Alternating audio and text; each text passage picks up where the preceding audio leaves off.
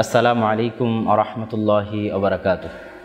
আল ইতিসাম টিভির সম্মানিত দর্শক মণ্ডলী, আপনারা দেখছেন ইসলামী বিপ্লব সম্পর্কে ধারাবাহিক আলোচনা, যার দ্বিতীয় পর্বে আজকে আমরা আলোচনা করব ইসলামী বিপ্লবের কেন প্রয়োজন। গত পর্বে আমরা ইসলামী বিপ্লব বলতে কি বুঝাই সেটা আলোচনা করেছি, এবং ইসলামী বিপ্লব বলতে আমরা যে জিনিসটা বুঝিয়েছি সেই জিনিসটার দুনিয়াবাসীর জন্য, পৃথিবীবাসীর জন্য সেই বিষয়টা কেন প্রয়োজন। এবং এই ইসলামী বিপ্লব শুধু ইসলাম ধর্মাবলম্বী মুসলমানদের জন্য নয়, বরং মানুষ বলতে পৃথিবীতে যারা বসবাস করে তাদের সকলের জন্য ইসলামী বিপ্লব একটি উপকারী বিষয় বলেই ধর্তব্য হয়। এই জন্য যে প্রত্যেক মানুষের যে মৌলিক অধিকার আছে, আজকের পৃথিবীতে সেই মৌলিক অধিকার ছিন্ন, আজকের পৃথিবীতে সেই মৌলিক অধিকার পদদলিত। আজকে ন্যায় বিচার এবং ইনসাফের বাণী আদালতের দুয়ারে দুয়ারে কেঁদে কেঁদে ফিরে। আজকে যারা মাজলুম, অত্যাচারিত, আজকে যারা নির্দোষ, তাদেরকে নির্যাতন এবং অত্যাচার করা হয়, আর যারা দোষী তারা প্রকাশ্যে রাস্তাঘাটে বাজারে ঘুরে বেড়ায়। এবং সারা পৃথিবীতে এই শোষণ, এই জুলুমের মাত্রা দিন দিন বেড়েই চলেছে। পৃথিবীর কোনো নীতি, কোনো তন্ত্র, কোনো মন্ত্র এখন পর্যন্ত মানব জাতিকে এই শোষণ থেকে, এই নির্যাতন থেকে মুক্তি দিতে পারল না। যারা আজকে উন্নত সভ্যতার দাবি করে তাদের সমাজও এত বছর পরে আধুনিক যুগেও দেখবেন বর্ণবাদ, যে কালো তাকে বুটের আঘাতে, বেয়ানোটের আঘাতে পৃথিবীর সবচেয়ে উন্নত, পৃথিবীর উন্নত দেশের, উন্নত রাষ্ট্রের, উন্নত শহরের উন্নত পুলিশ বাহিনী পিটিয়ে মারতেছে, হত্যা করে ফেলে দিচ্ছে। এই হচ্ছে অবস্থা আজকের মানবতার। তাহলে মানবতার মুক্তি কোথায়? পৃথিবীতে যত তন্ত্র মন্ত্র নীতি যা কিছু এসেছে সব কিছুই মানুষকে মানুষের দাসে পরিণত করেছে। মানুষ মনে করে যে গণতন্ত্রে আমরা মনে হয় নিজেরা, যে ডেমোক্রেসি এমন একটি শাসন ব্যবস্থা যা for the people, by the people, of the people, যা জনগণের জন্য, জনগণের স্বার্থে, জনগণের দ্বারা পরিচালিত হয়। আসলে বাস্তবে কিন্তু তা আশায় গুড়ে বালি মাত্র। কেন? গণতন্ত্রে আমরা দেখেছি যে গণতন্ত্র কৌশলে মানুষকে মানুষের দাসে পরিণত করে। ভোটের সময় মানুষকে মিথ্যা আশ্বাস দিয়ে, টাকা দিয়ে মানুষের ভোট কিনে নিয়ে ক্ষমতায় গিয়ে পরবর্তীতে ওই মানুষগুলির উপরে নিজের রাজত্ব কায়েম করা এবং তাদেরকে নিজের গোলাম বানিয়ে রাখা, এটাই গণতন্ত্রের সারমর্ম। তো আমাদেরকে এই আলোচনায় আমরা ফুটিয়ে তোলার চেষ্টা করব, যদিও 10 মিনিট, তবুও সারমর্ম আকারে ফুটিয়ে তোলার চেষ্টা করব যে বর্তমান পৃথিবীতে যে তন্ত্রগুলো চলতেছে, যে নিয়ম নীতি চলতেছে, সেগুলোর সাথে ইসলামের কি পার্থক্য এবং ইসলামের কেন প্রয়োজন আছে। যেমন আমরা যদি বলি অর্থনীতির দিকে দেখি, তাহলে দেখব পুঁজিবাদী অর্থনীতি মানে সুদভিত্তিক অর্থনীতি। আর সুদভিত্তিক অর্থনীতি মানে যে ধনী সে আরও ধনী হবে, আর যে দরিদ্র গরিব সে আরও দরিদ্র থেকে গরিব হবে। আর সমাজতন্ত্রের যে অর্থনীতি, অর্থনীতির অর্থ হচ্ছে মানুষের নিজস্ব ব্যক্তিগত মালিকানা বলতে কিছু থাকে না। সকাল থেকে সন্ধ্যা পর্যন্ত একজন ধনী ব্যক্তি 1 কোটি টাকা ইনকাম করলো, আর একজন গরিব ব্যক্তি 500 টাকা ইনকাম করলো, দিন শেষে সেটা সমানভাবে ভাগ হবে। তাদের নিজস্ব মালিকানা বলতে কিছু থাকবে না, এটা রাষ্ট্রের মালিকানা, রাষ্ট্রের সম্পত্তি। এটাও মানুষকে এক প্রকার, যদিও বলা হয় যে সাম্যতা এবং সমতা, কিন্তু দিন শেষে দেখা যায় যেটা মানুষকে একটা গোলামির জিঞ্জিরে আবদ্ধ করে ফেলে। এবং এই অর্থনীতি সারা পৃথিবীতে ব্যর্থতায় পর্যবসিত হয়েছে।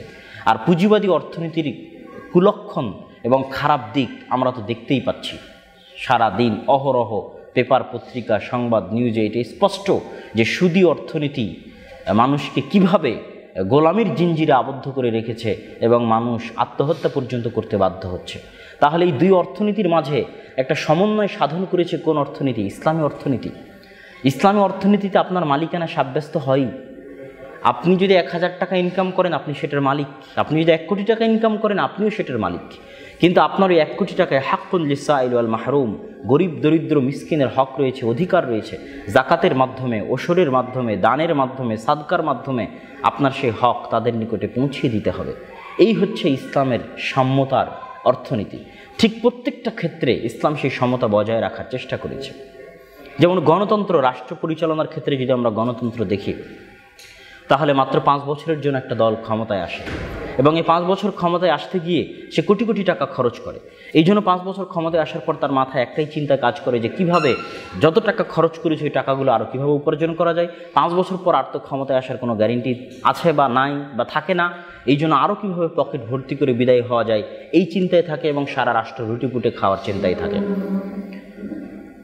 কিন্তু ইসলামী রাষ্ট্র পরিচালনায় যিনি ক্ষমতায় আসবেন তাকে স্বাধীনতা দেওয়া হয়। যতক্ষণ না আপনি দুর্নীতি করেছেন, যতক্ষণ না আপনার বিরুদ্ধে স্পষ্ট কুফরি দেখা গেছে, ততক্ষণ আপনি স্থায়ীভাবে দেশ পরিচালনা করতে পারবেন।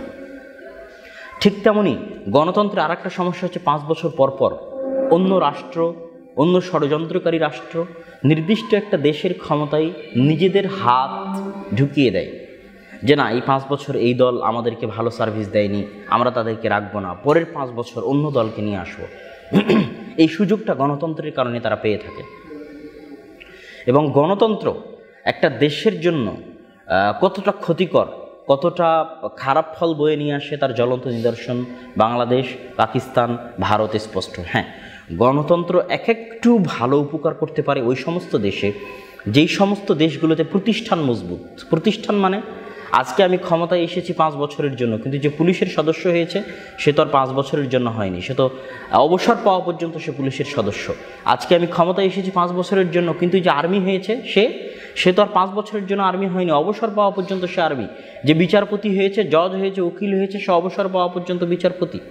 ঠিক যে টিচার হয়েছে, শিক্ষক হয়েছে, প্রশাসক হয়েছে, ডিসি হয়েছে, সে তো তার অবসর পাওয়া পর্যন্ত সে ক্ষমতায় থাকবে। এই প্রতিষ্ঠানগুলো যদি মজবুত হয় তাহলে গণতন্ত্র দিয়ে একটু উপকার পাওয়া গেলেও পাওয়া যেতে পারে। যেমন লন্ডন এবং আমেরিকায় এই প্রতিষ্ঠানগুলো অনেক মজবুত হয়, তারা গণতান্ত্রিক পদ্ধতিতেও হয়তো একটু সামনের দিকে এগিয়ে যাচ্ছে বা একটু উন্নতির দিকে এগিয়ে যাচ্ছে। কিন্তু আমাদের দেশগুলোতে প্রতিষ্ঠানগুলো হয় যে সরকার ক্ষমতায় আসে সেই সরকারের গোলাম। কেননা ইসলামী রাষ্ট্র পরিচালনার একটা মৌলিক ভিত্তি হচ্ছে মেধার ভিত্তিতে নিয়োগ দিতে হবে। কে কোন দলের, কে কোন গ্রুপের এটা দেখা হবে না, যার মেধা ভালো তাকে চাকরি দিতে হবে এবং তাকে তার কাজ স্বাধীনভাবে করতে দিতে হবে।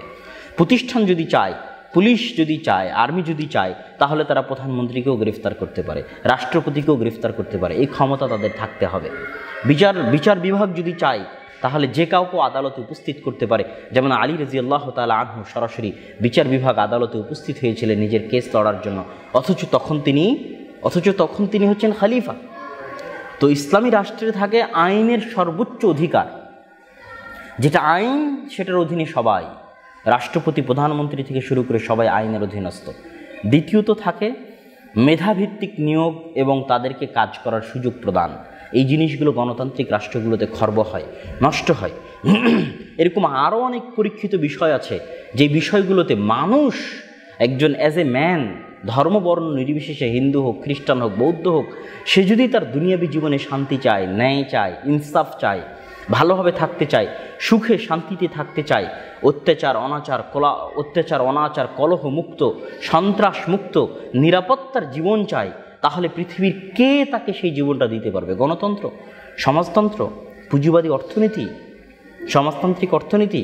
না, এটাই দিতে পারে একমাত্র ইসলাম। এই জন্য ইসলামের বিকল্প পৃথিবীতে নাই। ইসলামের বিকল্প কোনো ধর্ম, ইসলামের বিকল্প কোনো দিন যা মানুষকে এইরকম সুযোগ সুবিধা, শান্তি, নিরাপত্তা দিতে পারে, এরকম নাই। এটার আরও একটা কারণ হচ্ছে যে মানুষকে যিনি সৃষ্টি করেছেন তিনি হচ্ছেন আমাদের আল্লাহ সুবহানাহু ওয়া তাআলা।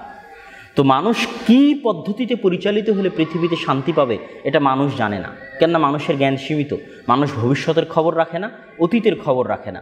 অতীতে কি করতে গিয়ে মানুষ শান্তি পেয়েছে আর কি করতে গিয়ে শান্তি পায়নি, কি করতে গিয়ে সন্ত্রাস, জঙ্গিবাদ সৃষ্টি হয়েছে আর কি করতে গিয়ে অন্যায় অত্যাচার সৃষ্টি হয়েছে তা মানুষ পুরো হাজার হাজার বছরের ইতিহাস মানুষ জানে না। ঠিক আইন প্রণয়ন করতে গিয়ে মানুষ হিংসা, বিদ্বেষ, রাগ, ক্ষোভ, আবেগ থেকে মুক্ত নয়। আইন প্রণয়ন করতে গেলেই তার মধ্যে এগুলো কাজ করবে। কারো প্রতি ব্যক্তি বিদ্বেষ থাকবে, কোনো জাতির প্রতি বিদ্বেষ, কোনো গোত্রের প্রতি, কোনো কালারের প্রতি, কোনো বর্ণের প্রতি সে বিদ্বেষ থেকে সে সমান ন্যায়পরায়ণের সাথে আইন প্রণয়ন করতে পারবে না। তাহলে অতীতের জ্ঞান না থাকার কারণে, ভবিষ্যতের জ্ঞান না থাকার কারণে এবং রাগ ক্ষোভ থেকে মুক্ত না হওয়ার কারণে মানুষ একটি সাম্য, নিরাপত্তার আইন তৈরি করতে ব্যর্থ, মানুষের পক্ষে সম্ভব নয়। এই জন্যই তো মানুষ প্রত্যেক সেকেন্ডে আইন পাল্টায়।